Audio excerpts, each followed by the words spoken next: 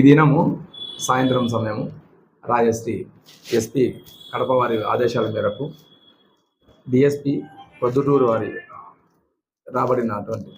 DSP Proddatur వారికి రాబడినటువంటి ఖచ్చితమైన సమాచారం మేరకు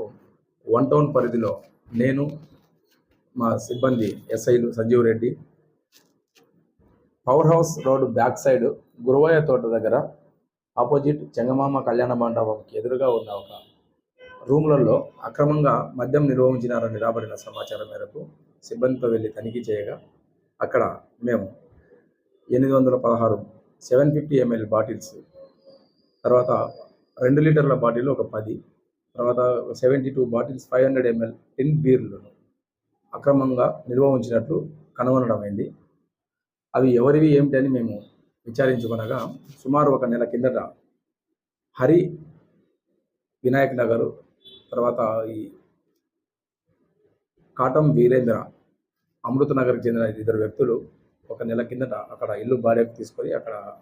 వివిధ రాష్ట్రాల నుంచి తీసుకొచ్చిన మద్యం అక్రమంగా నిల్వ ఉంచినట్టు మాకు తెలిసినది. ఫర్దర్గా కేసు ఇంకా విచారణలో ఉంది. ఫర్దర్ విషయాలు మళ్ళీ